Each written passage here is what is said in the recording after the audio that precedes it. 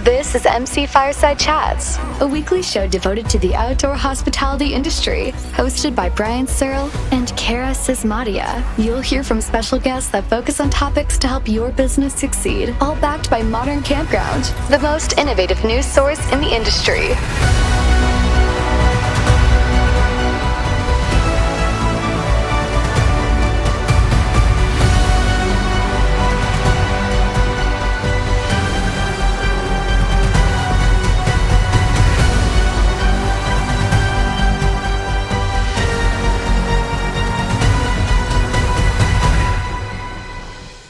Welcome, everybody, to another episode of MC Fireside Chats. My name is Brian Searl with Insider Perks, here as always with Cara Csizmadia from the Canadian Camping and RV Council. We're excited to have our open discussion show here as we do the first week of every month, along with that ridiculous rude noise that just appeared in the background of me, and I don't know what it is. It sounds like bird dying, so hopefully it's not coming across that microphone the way I'm hearing it in my ear.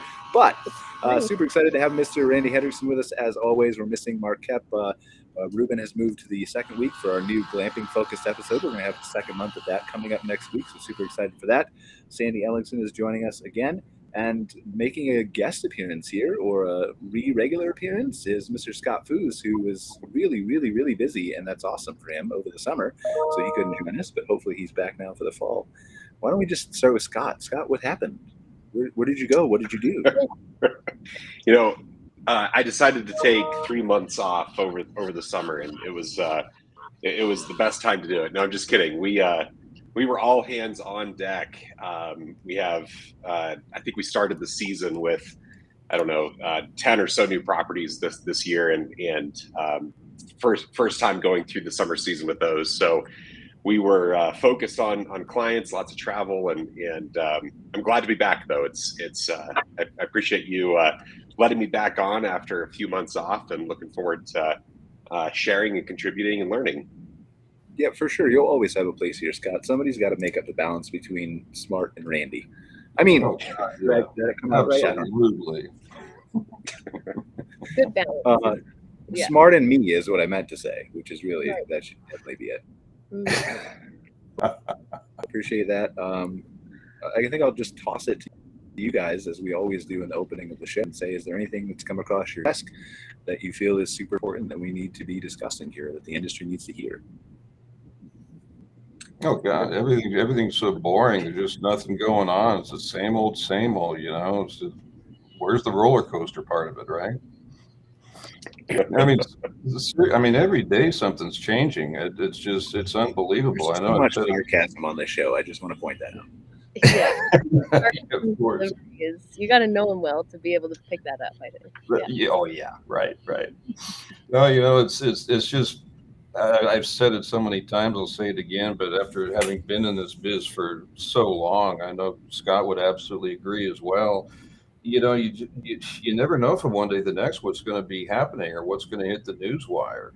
When you start thinking it's maybe getting into some sort of a rhythm of some sort, you realize it's just not going to happen. I mean, literally every day something comes up that says, I didn't see that coming, or how about that, or wow, that's innovative. And, again, not to be too redundant, but I just think the whole industry is going to be seeing so much amazing change in the next 24, 36 months. Far more so than we've seen literally in a couple of decades. I really believe that. I don't think that's hyperbole. Everything is in flux and change, and I think it's all for the better, by the way. Yep. Okay. Well, so we need to expand on that a little bit then, right? Because that's clearly, I think that's probably a bold prediction in the eyes of many campground owners. So you're saying 24 to 36 months, that's a short timetable, obviously, for all of history, more changes than ever, right? It's a bold statement. So what are you talking about, and why should we be paying attention?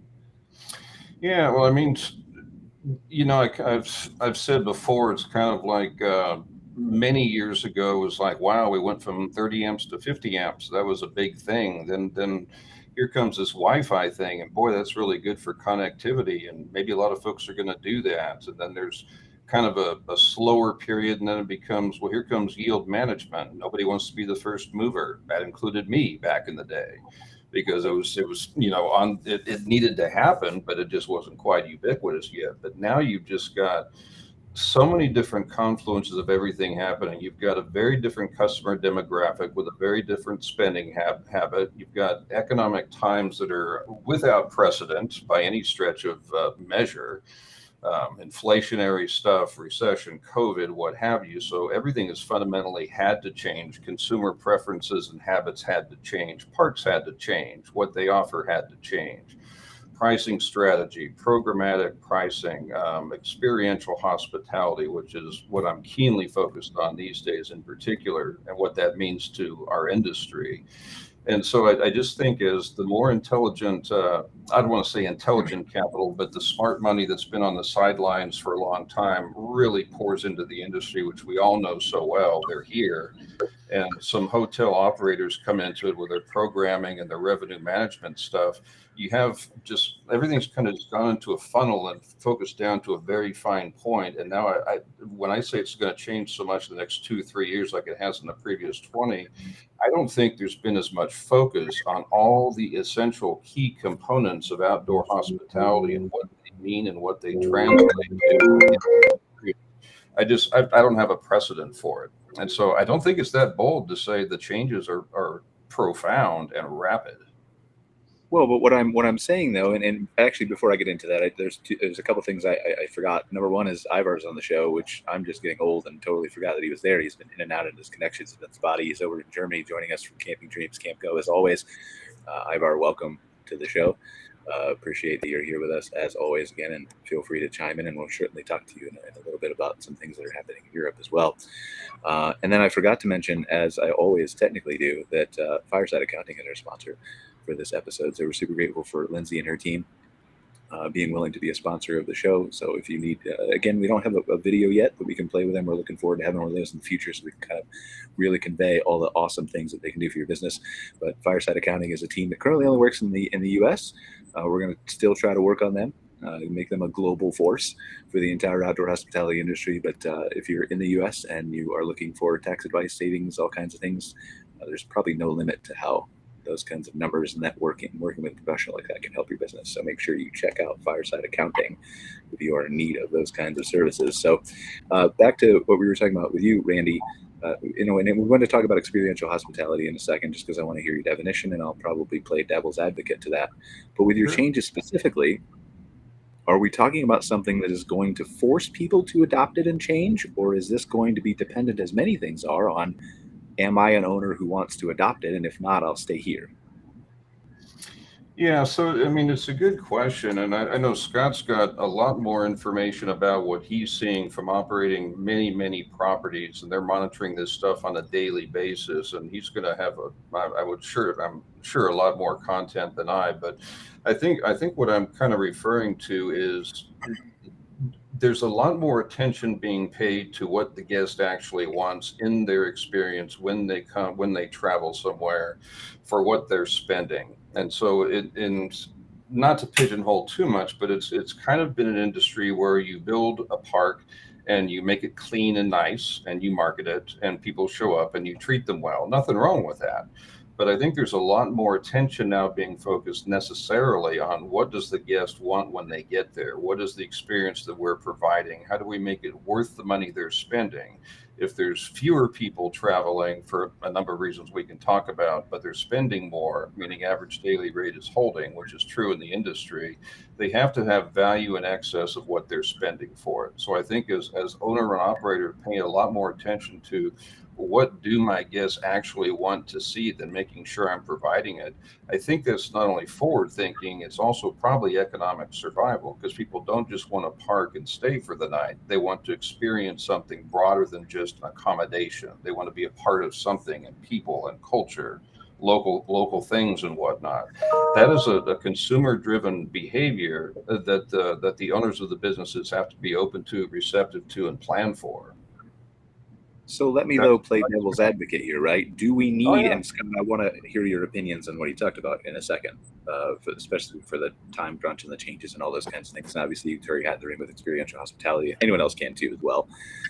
Just playing devil's advocate, not saying that I believe this position, right? But picking apart your theory. Doesn't need a word, though.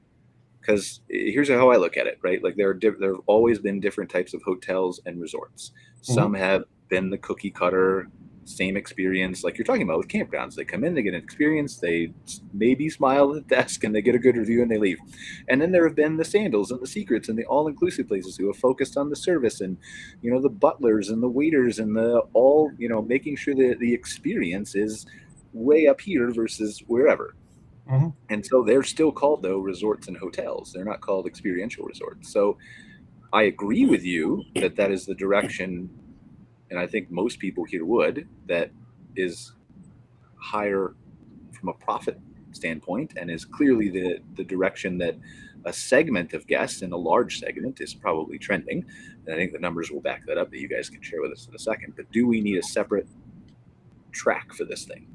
No, because they're two halves of the same coin. And this is just my personal feeling. Outdoor hospitality is experiential hospitality if you embrace the experiential component of it. So these aren't two separate things. And so when I refer to experiential hospitality, you know, that's been part of the hotel world for a very long time. It's not a new concept. Hotel has done that very well, and they've really made it an art form, and they're really doing a lot of innovative and interesting things right now. So I think when I'm talking about experiential hospitality, I'm talking about the existing outdoor hospitality asset class, but taking some of those best practices, programmatic pricing, wrapping more experiences, selling the zip code, as we've talked about before.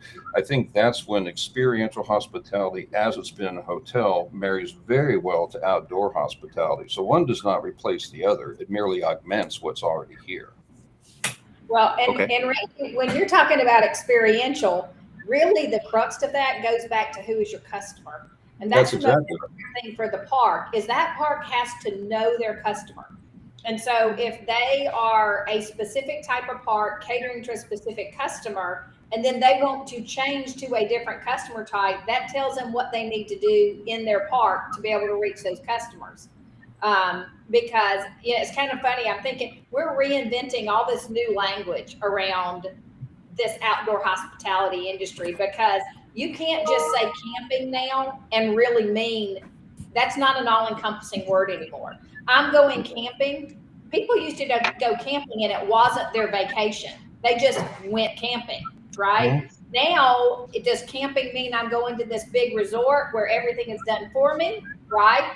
And I'm at this high-end RV park, or does camping mean I'm camping out in the woods somewhere with my family on BLM land, right?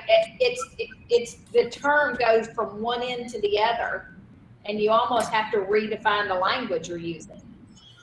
But I would almost then say that it's all experiential hospitality on the low end or the high end, because you're having an experience. I mean, you might have a good one, but they're not the same on the high end and low end, though, because there are, just like in a hotel, there's a Motel 6 and it's a bed to sleep in on your way from A to B. There are RV parks and campgrounds that are places to sleep in on the way from A to B. There are experiential hotels that are very guest focused, guest centric, and focus extensively on consumer data to understand how we're going to drive our product offering and our pricing. That's hotel. That's also outdoor hospitality. So you can have the place you park for the night. Experiential hospitality doesn't translate to all scales within outdoor hospitality. There are roadside places to park, and that's what they are, and they do it great, and there's a room for that. One does not replace the other. It's merely a fundamental shift in thinking to augment what's great about our industry and take it to the next level up. Yeah, I don't disagree with you being argumentative on purpose, so go ahead, Sandy. I was just going to say the difference is that nobody chooses the Motel 6 for the experience. Never. They choose it for the rate. But a lot of people choose boondocking in a tent on BLM land for the experience, because that's what they're looking for, and it has absolutely nothing to do with the dollars. If I let my husband choose where we were camping, we would be camping in a small mom and pop that basically we could build a fire outside our rig. It doesn't even have to have a swimming pool, right? And that's his kind of camping. That's the experience he's looking for, right? But if I talk to my youngest son, boy, if it doesn't have a swimming pool, paved concrete pavers, a really nice bathhouse, and activities for his kids, he's not even going to consider it. So that two different experiences has nothing to do with dollars. Well, and I think that's what it comes down to, is it's completely consumer driven. It's, you know, what does the consumer want? The consumer that wants that small mom and pop camping experience is going to choose that park. And I think that's the beauty of this, is it does give us the ability to give our campgrounds the ability to really find their niche and their thing, and figure out the kind of the best suited solutions for them, whether that's because of their location and their zip code, like Randy always talks about, or if they want to really build that resort experience. And I think in mine, it's there's room for lots of us, lots of the experiences, many experiences at the table. It diversifies the experience in that in itself, where now as a camper, I can choose one weekend to go camp in the provincial park on public lands, and then the following weekend or next month, I can go to the resort with the pool and the activities and all of those things. And I think that's really, from a consumer perspective, really, really valuable to have that choice. Well, I think that's it. Just one last thing, and I promise to shut up. I think when I'm thinking experiential hospitality, it's the mindset of the owner who proactively programs their offerings because of what the end user is going to want and experience. And that's kind of the way that rolls. That translates into a business model just by being very focused on the guest. And that's really loud, whatever that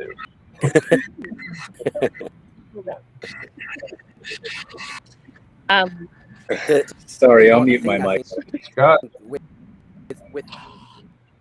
Scott, please talk over Brian. happening.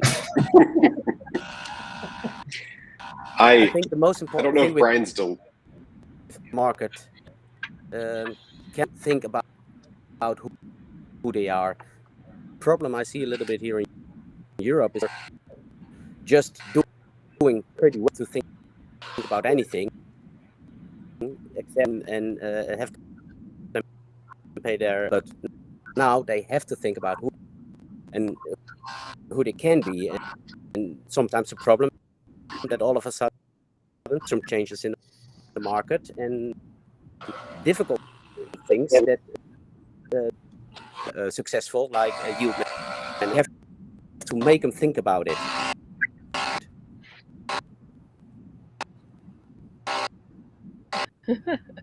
Yes, We're having tech issues. yeah.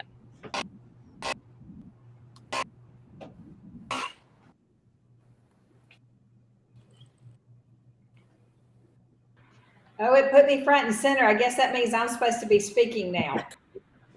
As everybody's speaking, one of the things I hadn't thought about before is I wonder how the demographic has changed among all of the campers. Like, what percentage of campers now are really looking for the resort type camping versus the, like state park type camping and all of that. I wonder, because that then tells you what your market is that you're trying to capture. And I would think that we probably are seeing a larger number. It might not be the biggest, but it's larger and growing, of some of those COVID campers and the younger campers who are looking for that true resort experience, because they're all about convenience. So having food trucks or, food and beverage at your park, they'd rather spend more for it so that they don't have to leave the park than going out, somewhere where they could actually do it cheaper. Yeah, these are.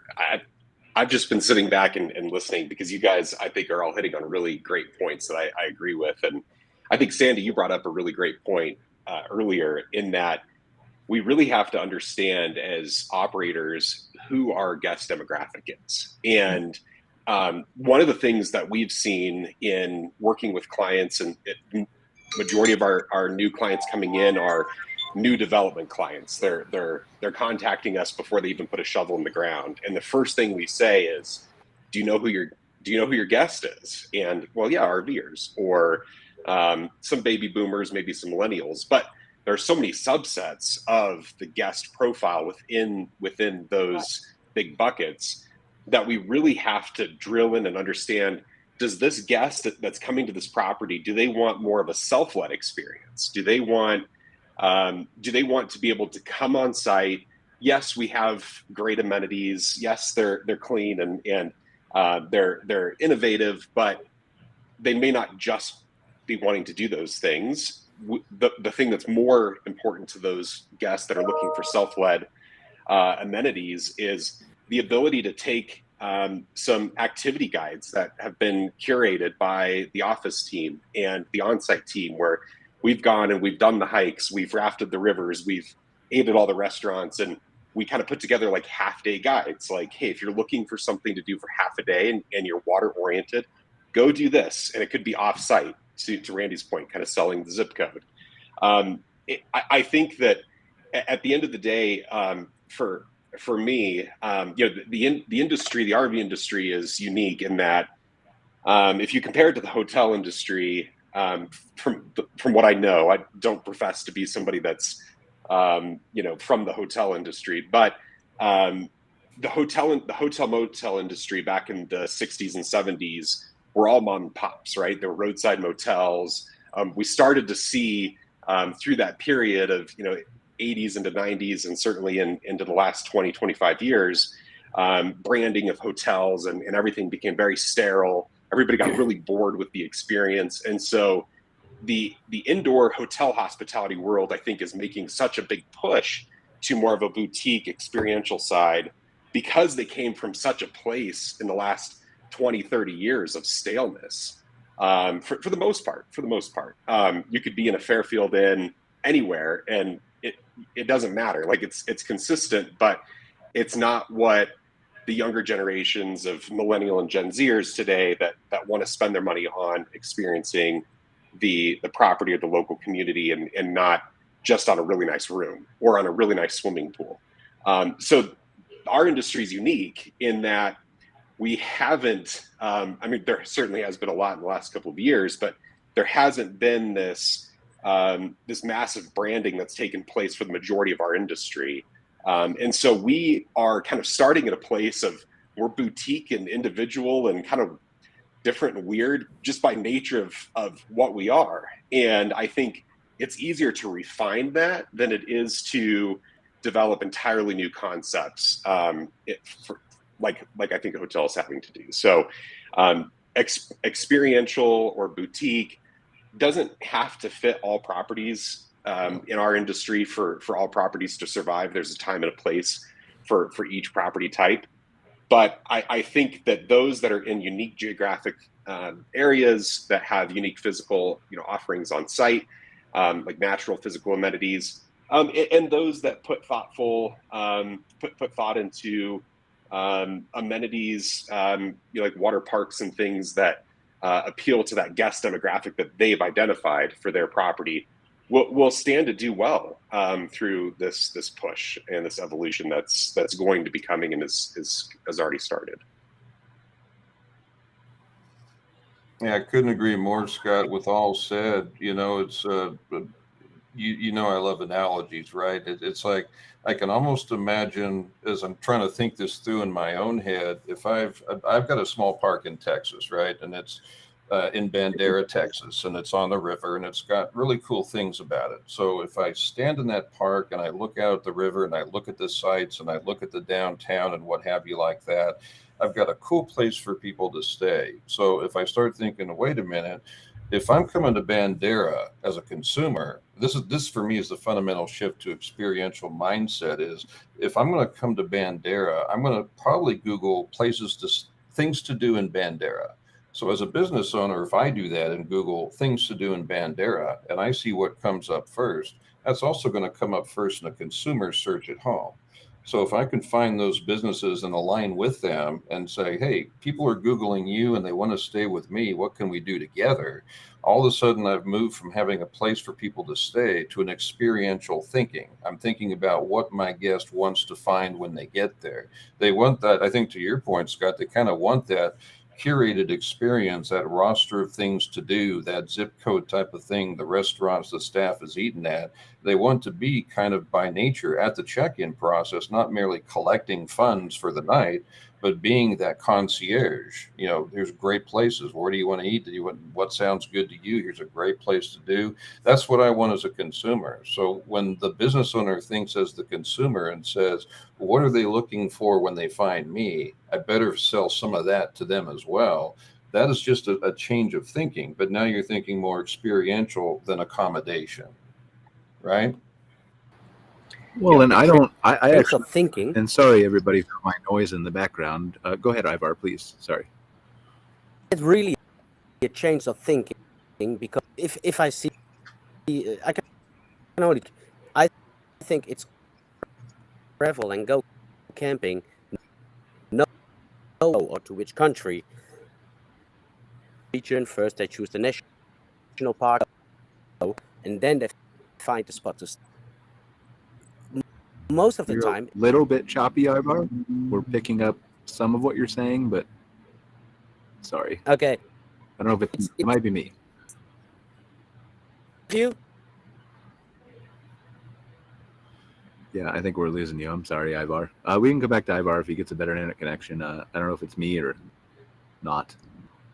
But sorry for my mic noise issues in the background, and then my laptop was overheating and totally freezing, so I couldn't mute myself. So I think I have everything fixed now. It was all kind of a convoluted thing. But to your point, though, Randy, about experiential hospitality, more specifically what we were just saying a couple minutes ago, like I don't think I disagree with you and never have. It's always been about the guest experience and the convenience that you can provide to them. Always, throughout history, people will always go somewhere where it's more convenient. Always. And then the question becomes, though, like there are obviously some owners who don't want to do that, just like there are some hotel chains that don't want to do that. And so that's what I'm kind of driving at, the 12 to 36 months. Are you saying that that's the experiential hospitality piece? Are you saying that's something different? Are they tied together? Yeah, I think for me, it's basically when you start reevaluating what the customer is telling you, and when the customer themselves are changing as they have. The data shows how much penetration there is with millennials, Gen X, Gen Z. They're the majority of RVers, or the majority of travelers, and they're spending money. So when you have that kind of a demographic shift, I mean, to Scott's point earlier, it's not just the major shift, but the minors within that. When that changes, when consumer preferences and spending habits change, by necessity as a business, you have to adapt. And so part of what I'm suggesting is part of that adaptation is because the customer demographic has changed, I too have to look at the way I'm being perceived by my largest group of customers. That involves a change of the way you're doing things. And when I refer to that compressed period of time, it's because I personally, I'm not saying this is true, it's just a personal opinion. I think that the fundamentals at play have never been so fluid and massive and paradigm shifting. I hate to say the word paradigm shift, but it works here. That's going to force a lot of people to understand that it's time to rethink how I address my business. And I think that's where the experiential mindset comes into outdoor hospitality. And again, the two live together. They're not separate animals. It's just a change of focus. And so that, I think, is happening at warp speed and just a huge degree. So by necessity, when your neighbors start doing that, when other parks start doing that, when those parks start getting the articles written about them, other folks are going to say, well, maybe I need to kind of adapt that. So it kind of affects other people down the line as well. But the first movers are kind of shifting things right now today. So the rest will inevitably follow. Well, I think it's a multi-step process, though, too. Like you have to set yourself up to be able to understand. So from a marketing standpoint, right? Like 95% of the people that we do help and work with on services don't look at their analytics, don't care about call tracking, don't understand the guest, even the reservation reports in their, online reservation PMS system. And so setting yourself up to collect that data in advance then allows you when you decide to make that shift to have a historical, this is what they're looking for, this is what they're doing, this is where they're coming from, this is what they want to do, this is what they're asking my front desk staff, CRMs and customer profiles and all that kind of stuff. Well, and this is the kind of stuff, I'm going to throw Scott under the bus here just one more time, but I don't know of anybody who monitors this stuff closer than Scott does with his team. I mean, Scott, I don't want to speak for you, but you guys are always in touch with who your guest is and what they want and to your point earlier. I mean, you're already doing this stuff. You've been doing this stuff for years. You've been doing experiential practices within an outdoor hospitality asset class by understanding consumer spending habits, the drives, the dynamics, and making sure you speak to that, right? I mean, again, I don't want to speak for you, but you've been doing that forever. Well, I appreciate that. I don't know about forever, but we we've had one of our managed properties up in Oregon on the coast has been a really interesting test kitchen for us, and was really the catalyst for us to kind of dive further into what experiential means. We, by nature of how the whole deal kind of came together with and the partners that we were working on with that property, for the first time we had worked with a creative ad agency that came in and did a deep dive into the guest demographic and the guest profile, and really walked through the entire process of how we're answering the phones and how that greeting is when you come in the door. Not just make sure you smile. We all know that you need to smile when you're on the phone, and smile when you see a guest.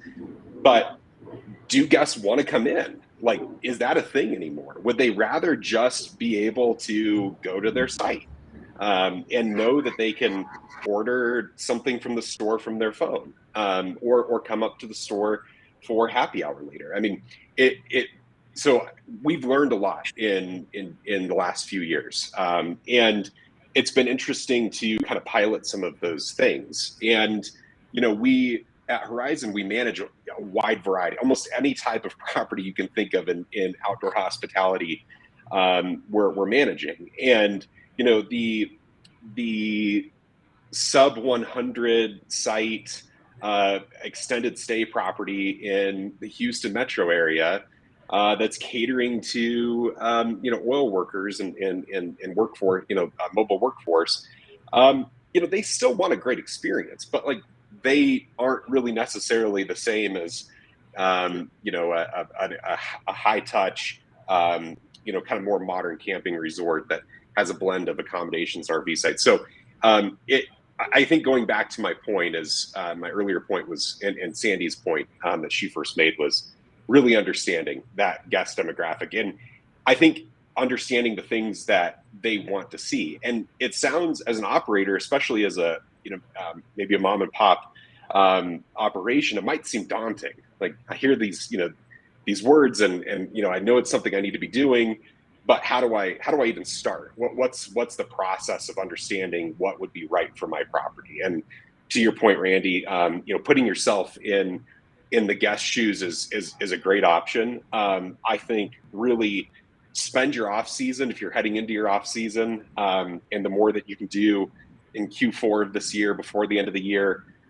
with maybe sending out some surveys. If you work with a group like Brian's, who can help automate some of those things for you and ensure that you're touching your guests at the right point after their stay, kind of heading into the fall season, to see what worked and what didn't work, and maybe put in some more bold ideas that you've been thinking about, like not having a check-in, like an in-person check-in, be a mandatory part of the process, and ask your guests, is that something that you would like to see? It's that simple. And just make some of those process improvements over the course of your off season, and ready yourself for the coming season ahead.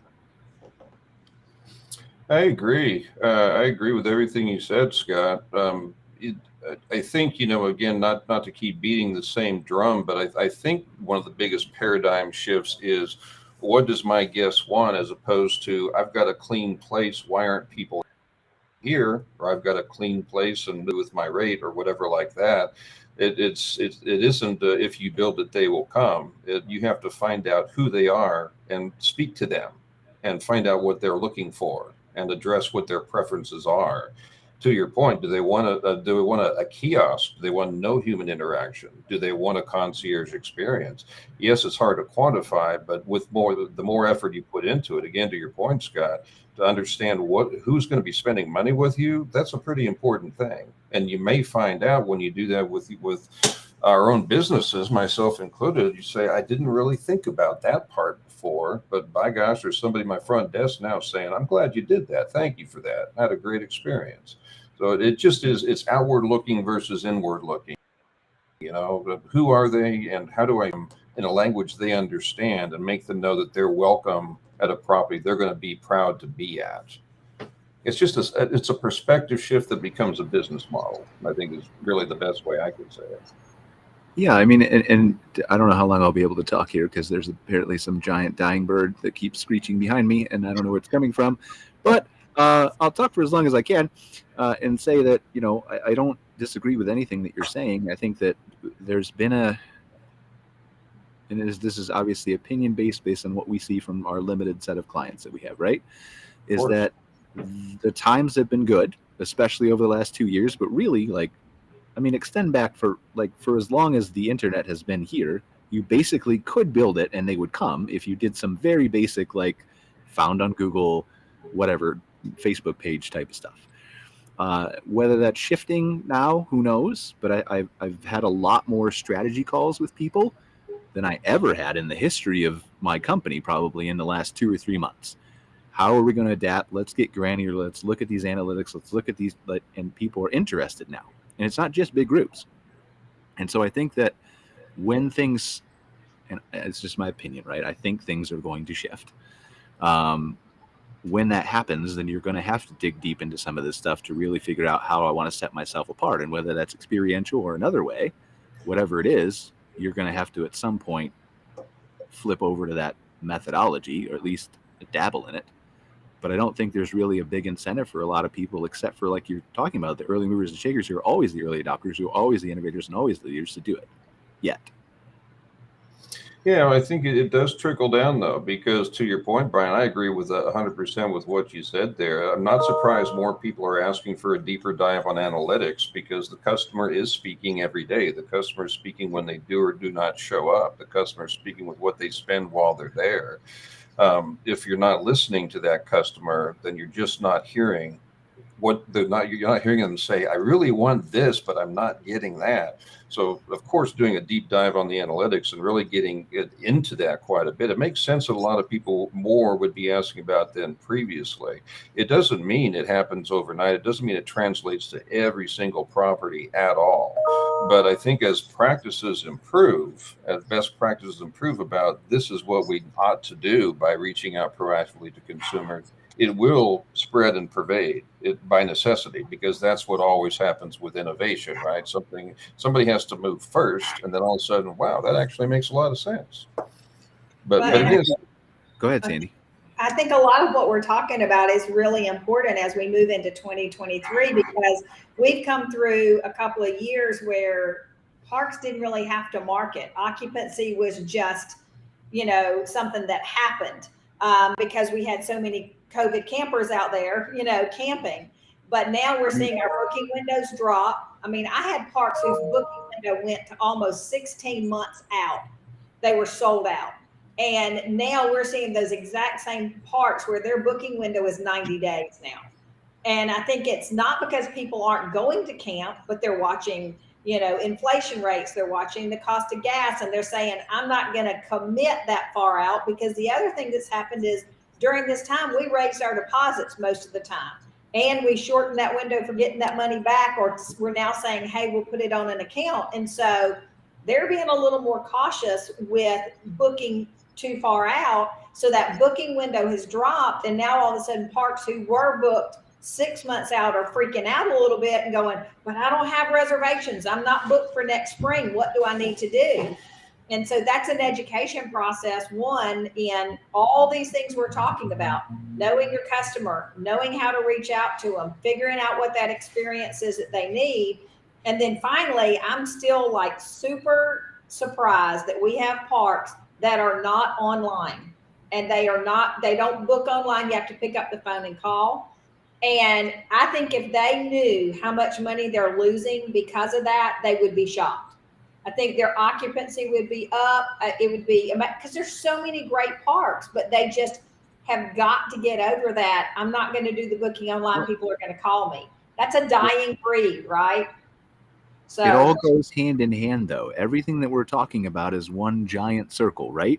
Right. And so if you look at, like what Randy was saying, I want to understand what people are buying in my store or not buying, or even the data that we're talking about, whether they come in to check out or they don't check out. All of that takes time from an owner-operator standpoint. Mm-hmm.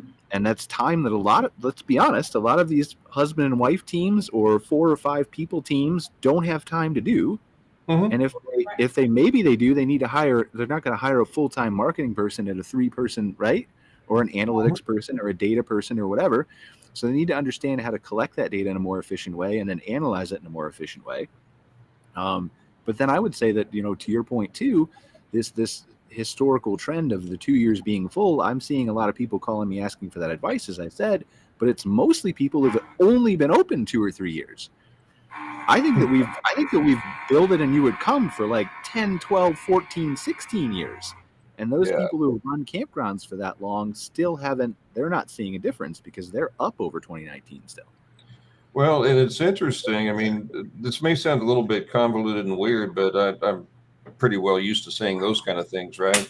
But if someone's just been the last 2 or 3 years, and again, I'll defer to Scott on this, but in 20, you had the mass exodus from COVID. In 21, you had the unprecedented revival and everybody was camping again and, upward rates and upward occupancy and everything. And then in 22, it's kind of like, well, the occupancy dipped, but the rate kind of held. And so if you've been in this like a couple of years, your first thing you're saying is, why exactly did I do this again? Or the second thing you're thinking is, it's adapt or suffer. So now I better get really serious about understanding who's doing what and where, which again, I think drives some of this different thinking about the mindset, because it's been anything but a level playing field. The great void by the great, ride back up. And now what's to your point, Sandy, what does 2023 look like? I better really start thinking that through now.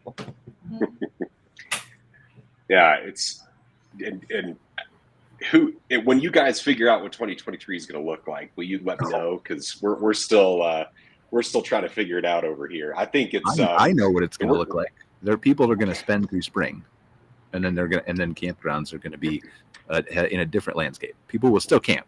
Like, there's no question about that. Yeah. But it's going to be a different land because people are still wasting their money from the stimulus for now. Yeah, and I read a report from Destination Analyst that came out earlier today that talked about how 2/3 of American leisure travelers are planning to take at least a one-night trip in the next 3 months. So there's still that demand. We've seen with our managed portfolio anyways that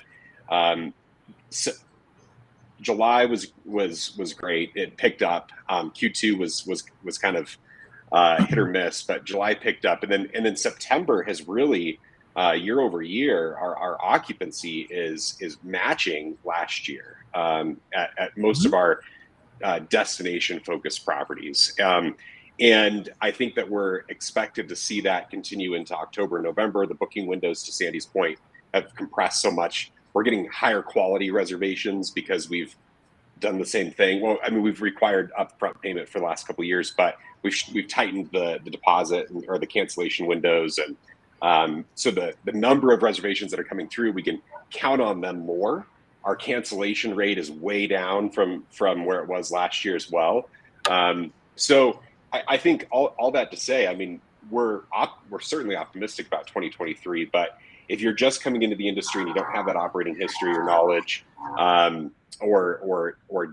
deeper analytics and data for a property that you might have acquired that was open pre-2020, it's certainly probably a little unnerving. And so I think focusing on, the minimum that you should be focusing on, in my opinion, is really managing your expenses right now and putting in process improvements to the extent that you can be more efficient with labor and works, your scheduled hours, and understanding what level of guest services and activity spend really makes a lot of sense with what you did this year versus maybe what you can cut back on or spend differently and more effectively for next year. Focus on the part that you can control a little bit more at this point, and prepare to have a summer like you had this year in terms of occupancy. Well, again, now that needs to be qualified by saying, Scott, you do a lot of things right on a holistic level with all your team from a marketing standpoint and everything else, right? That not everybody is able to or willing to or can do or maybe even understands how to do. And so I think there's that needs to be said first, right? Not everybody has how many people is it now? 25, 30? A lot. Somewhere in there. But not everybody has that at their disposal, right? And so there are things that you need. And we talk a lot about this team, and Randy and I have gone back and forth about this before many times, that your team is not just your in-house team, but you need to kind of understand that there's a direction that you can take this, right? And how do I take it? How do I adapt? How do I change? How do I prepare myself? And I think there's in my mind, a stunning lack of educational resources in this industry that are being focused, and qualifying that by saying there are some good education, but qualifying that by saying that are adapting to the current things that need to be understood instead, versus just the always, how do I take good photos, and how do I do dynamic pricing, and how do I set up Wi-Fi, and why do I need it? And nobody's really adapting. And I think there's a void there that would be awesome if we could fill, to say, like, on this show, here's where we think you should go. We think you should do this and do that and do this, but then here's how to do it. Because I think there's that gap. You know what's really interesting about that, Brian? I completely agree. What's interesting is you could almost go in a time machine and have that same conversation in 1980, 1990, 2000, 2010, because there's always the few that are really doing something different, and a lot either can't or afford to innovate with, right? That's true of every cycle that's ever been in any business. You know, not everybody can do what the folks with the deeper pockets have the ability to do, and hire a bunch of people to do it and all that. So that's the same. But to your point, and I think it's a really incredibly good point, is if this is, I'm not saying it is, but if this is kind of where the industry is moving towards, this sort of more experiential kind of thinking, then it is incumbent upon some education processes to try to help level the playing field by at least making the information known, or the best practices known. I think that's what I heard you saying, basically educational outlets to help more people try to understand new thinking. Right, because I think it's different now. Like, you're right about the cycles, but I think technology has changed the game. I don't think you need to hire 20 people anymore. No offense, Scott. Like, you might need it with all your properties, right? But I don't think you need to hire 20 people anymore to catch up with the big boys. I think that technology has leveled that playing field in a way where your PMS is saving you time, where live chat can save you phone calls and staff, where marketing and automation and tools and reports and emails can save you all kinds of things. And so that's kind of leveled the playing field. So I think the bigger question now, and there will always be a gap to be clear, like, it'll never be even. But I think the bigger question now is am I, as an operator, willing to learn, willing to adapt, if the educational resource was available? I don't think there's a choice. It's unfortunate, but maybe it should be. I don't know. Randy, the choice is see you next month.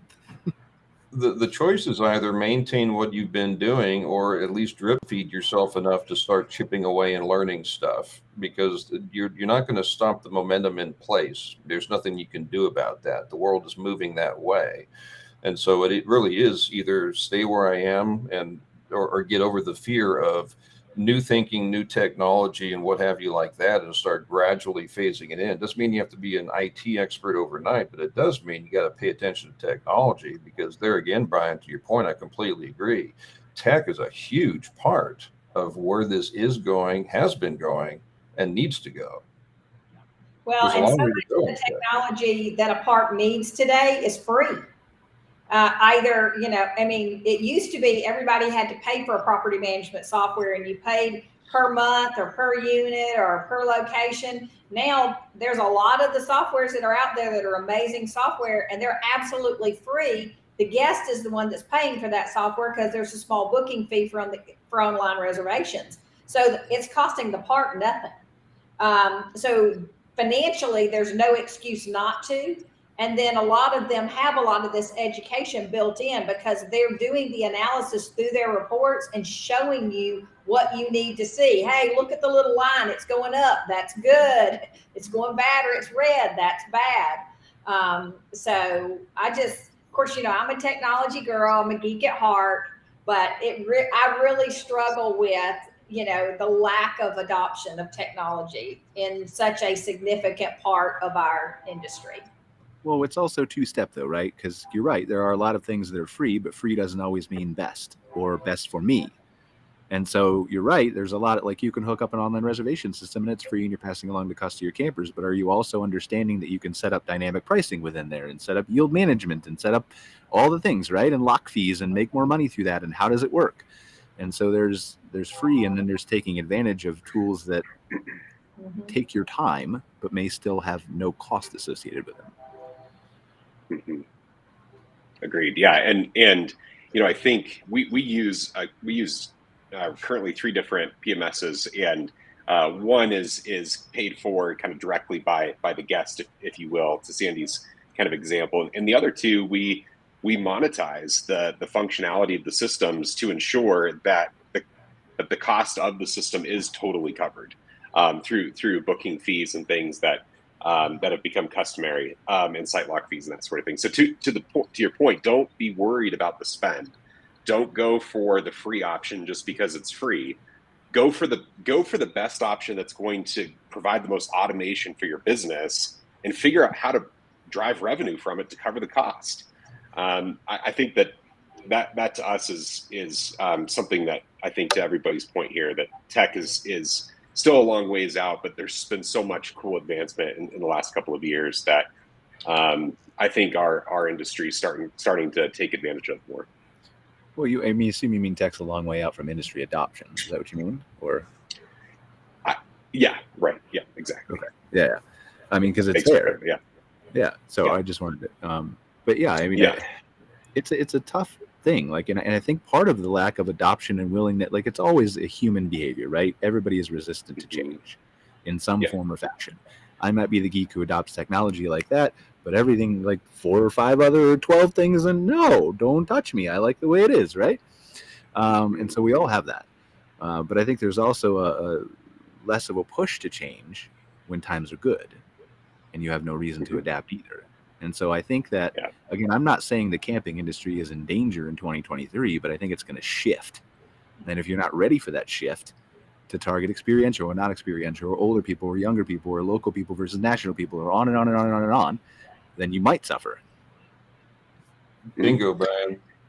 Bingo. And, that's it. I think, because if you look at who entered the industry over the last couple of years from different travel segments that are first-time campers, those COVID campers, they probably are quite a bit underwhelmed with the status and the opportunities within the industry to stay at. And they're like, oh, we can be outside and we can enjoy nature and get close to our national parks, wherever our destinations are. But they're used to a certain level that's been a certain level of service and experience that's been in that indoor industry. So they're to keep those campers, to help keep that demographic.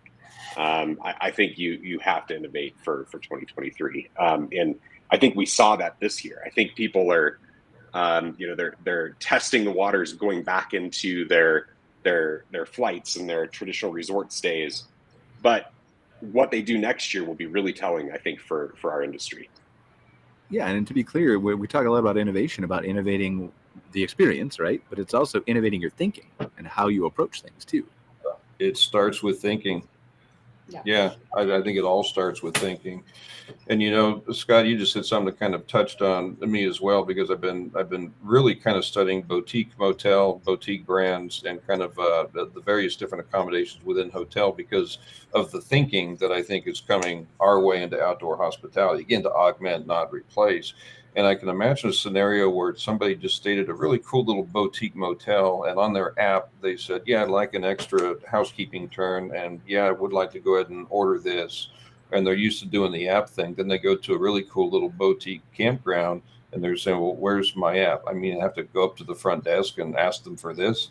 So the technology is going to, because hotel is investing in outdoor hospitality, hotel thinking is going to be coming as well. And that's my only cautionary tale. It's coming. It's already happening now. So when hoteliers start getting into outdoor hospitality and bringing that tech and those best practices, you will be seeing those apps where you can say extra housekeeping turn. I'd like to stay an extra 2 hours. And if it isn't here now, it's coming here pretty soon. Again, guest expectation for what they want to see. Right, and I think that's my overall point too, is that this is also moving way faster than it has in the last 40, 50 years, and you've said that in your analogy, right? But it's going to drag people along. In the past, you had these incremental technology changes. You look at the evolution from, CD or records to tapes to, whatever, CDs and whatever. I don't even remember. I do. But the gap between every one of those evolutions, right, got shorter and shorter and shorter and shorter. And now this technology is going to drag you along kicking or screaming because the guest expectation is going to evolve so fast that it's going to almost not be an option for a lot of people who it was an option for in the past. And that's where I come back to that 2 or 3 years. It's going to be a tsunami. I really believe that. For all the factors we've all just been talking about today. It won't be gradual. Even though I'm a tech girl, I think Scott Baer, who's one of the listeners, had a comment earlier about customer loyalty. And I think one of the comments he's making is such a timeless comment, in that because it goes back to people form relationships with people, not with entities. And one of the things I love about camping over staying in a hotel is I can't tell you the name of a single manager or assistant manager at any hotel I've stayed at in my entire life. But I can name tons of people that work at campgrounds where I've stayed and I've met them and I've made friends. And that is just timeless. And so even if you don't get technology and you don't understand all the other things we're talking about, the one thing you can do is make sure you're out and engaging with your customer. And that's going to mean the world to whether they return and come back.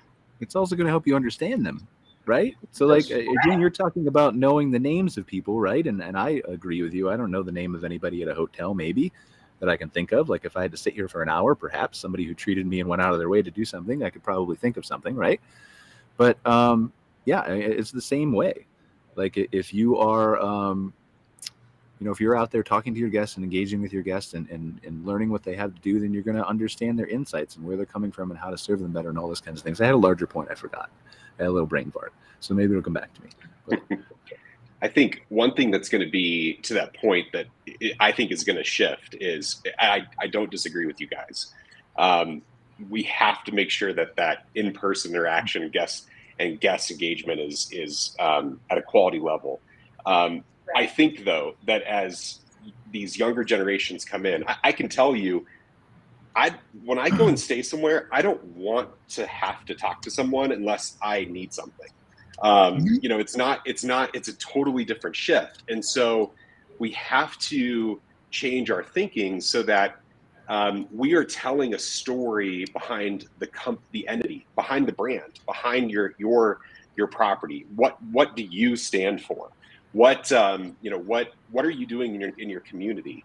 How can you drive goodwill through your brand? And you will, I think, the generations that are coming into the space are almost going to value that more. Yes, they will always want a pleasant interaction, but I think that they are going to want to support these good brands that do good things, and you can do that as a one-off brand. You don't have to be part of a bigger bigger portfolio. And that's why, you can personalize the tech too. Like they want to have a good interaction, but not necessarily with a human being. They just want to have a good interaction. Right. But you have to foster all. I see a world where I'm on my phone and I say, I'm going to stay another couple hours. I'm doing good here. I'm going to hit my app and then go interact with the staff, the guests, whatever like that. Hang out and tell stories and have that human contact, because to everybody's point, let's not forget hospitality is at the core, whether it's experiential hospitality, outdoor hospitality, it's hospitality centric. So providing that environment that speaks to what their lifestyles are about, and to Scott's point, the engagement, a higher purpose, higher calling, you can have the best of all worlds. You can extend your checkout on your app and then go back to great community engagement with staff and have an amazing experience. And, I'm like everybody else. I don't remember the names of the people where I've stayed, but I remember how I felt about where I stayed. That's what I did with me. Yeah, nobody's ever suggesting getting rid of humans. I'm sorry, Randy, I didn't mean to cut you off. I was just like, no, you're fine. I was just gonna say nobody's ever suggesting getting rid of humans, but because look at what we're having now with the staffing shortage. If you just implement technology and do it in a personal way, you can have the best of both worlds still. You can solve your staffing problems and still have, like, you can still be there as the husband and wife team or the 5-person team or whatever, and still then take that bandwidth that was being used in other places and redirect it to better customer service or more understanding or better reports or whatever you need to do. So fixing the sewer pipe in 2 weeks instead of 4 weeks or whatever it is, right? I think that's the beauty of what we do, right? If you own an apartment building, you have a bunch of squares that you need to fill up, and that doesn't say you can't be creative, but it's just kind of linear, right? But with here, we're talking about, I need some great technology and better human interaction, and I need to sell my zip code, and I need to be experiential, and I need to be outdoor hospitality. But you can do all those things because you've got a canvas. You can move the things around and pivot and take the best of all worlds. I think for me, that's the main takeaway. It doesn't have to be all tech or all people. It's a mixture of all. Yeah, and Jason's commenting on LinkedIn when standards slip, but standards can be enhanced too. So I think there's a misnomer that you start here, and I think I hear that from a lot of businesses. Well, here's my level of service, but then I slip over time. Maybe I get new managers, or I focus elsewhere, or I do what. But there's also an up. You can keep going up and up and up and up and up. And I think I try to have that philosophy at my company, and sometimes I fail at it terribly, but I always want to get better. And sometimes I get better by 2 steps and backward 3 steps and better by 4. And then it just goes up and down. But the goal is always the same, to go up. Sometimes I fail and suck at it, but I try. Well, don't we all? You're in good company. You sure are. So, and then I remember my point from earlier about understanding your guests, right? And we got to wrap up the show because we're running up a few minutes late. And Peggy says on LinkedIn, the staff must be friendly and professional, even in RV parks and campgrounds. Absolutely, Peggy, 100% agree with you. But my larger point is just a lot of these people aren't understanding the basic necessity or basic things about their guests, right? We're talking about deep dives into analytics and customer profiles, but they haven't even asked the basic questions. And one of the best ones I give my clients is, I've told Randy this. I don't know if I've told Scott this or Sandy this on the phone, but it's the best analogy that I've ever seen is why are you spending all this money on social posting and creating content? People are hiring people who work $40,000 to $60,000 a year, and all they do is post on social media. But understand and think about and put yourself in your guest's shoes, just like the names. How many times, what's the last hotel you stayed at, Scott, Sandy, or Randy, where you went home from vacation and you're like, man, I wonder what that Marriott is up to today. Let me go check out their Facebook page. No, well, it doesn't happen. So you should be posting on social media, but stop looking at it like it was 6, 7, 8 years ago. It's totally use it. now. Use it as a tool. Totally. I just checked out at Salient, so I'll throw in my final point here. I just checked out this morning from there's a boutique motel in Salida, Colorado called Amigo Motor Lodge, and I absolutely checked out and went to go follow on social media, and they're counting on that. They're not spending in other traditional marketing ways, but there's ways to do it right. But to your point, Brian, don't post just to post. Have a purpose. Well, yes, but also I don't think there's a need anymore to spend unless you're creating high level content. And I know we're over, so if anybody needs to jump out, that's fine. But creating the type of content where you go out and you're staging shots and focusing on storytelling, and this person that you have on your team is spending 30 to 40 hours a week creating. It's a waste of time. Unless you're doing it really, really well. Like we had this conversation with a client about TikTok. Do I need a TikTok account? Well, yes, you need an account because 40% of young adults are using Instagram and TikTok to search for local businesses now. So you 100% need an account. And that's a Google stat. It's really a shock to me when I saw it. But Google came out and said that. They're feeling threatened. But what you don't need is to create content regularly for TikTok because nobody wants to see what you're talking about. They don't want to be sold a campground. Now, if you have an awesome manager who's super personal and can dance around and do all kinds of fun things and do that 3 to 5 times a week, absolutely post on TikTok. But 99% of people don't have that. So what you need to be able to be is just discoverable. Yeah, agreed. You've got to. You're spending dollars to direct people often to these social profiles, and you've got to have some sort of presence there, right? But the ideal in our world, anyways, is having more guest-driven content around your handle, so that it's more authentic. Guests can put themselves in their shoes with how they see other guests experiencing your property. Not necessarily the canned posts, for sure. Totally agree. Right, but those posts need to be told on your website first. Sure. Yep. Then disseminated to social, because social is not what it used to be, and it's switching totally to content discovery. Yeah. And so your branding of your property and your information needs to be on social, but it needs to be done from this is my website first, because this is, or whatever your first perspective is, right? But you don't need to rent an audience, as I think you're saying too. And I see that with restaurants. Like, it frustrates the heck out of me when I'm trying to find a menu for a restaurant and I'm traveling and their website on Google is their Facebook page. What? Totally. So, you move on. Anyway. You choose the other one. Yeah. Okay. I think that's all we've got, unless you gentlemen have anything else to add, or Sandy. Really appreciate you guys all being here today. Sorry we had some technical difficulties with Ivar, and I think Cara was having the same issues. So, and obviously I had the whatever was happening in the background with me. So we'll move on. Have a good show next week. Super appreciative of the great, absolute discussion. We're going to have to focus on and figure out ways to figure out this whole education thing. So I think the industry definitely needs it. And we've got some smart people here on this show and who we all talk to on a regular basis too. And it seems to be a problem that we can probably help the industry solve now or in the future. So really appreciate you guys watching another episode of MC Fireside Chats. I'm Brian Searl with Insider Perks. As always, thanks again, Scott, Randy, Sandy. Randy and Sandy actually rhyme. I just realized that for the first time. We should start introducing you guys like that. Next week is our glamping focused show. Ruben and I will be having some regular recurring guests and some people on to talk about the glamping show and other things like that. So join us then. And until then, take care, guys. See you later. Bye. Thanks all. Thanks for watching this episode of MC Fireside Chats, hosted by Brian Searl and Cara Csizmadia. Have a suggestion for a future show, or want to see your campground or company as part of an episode? Email us at hello@moderncampground.com. Join us next week for another episode.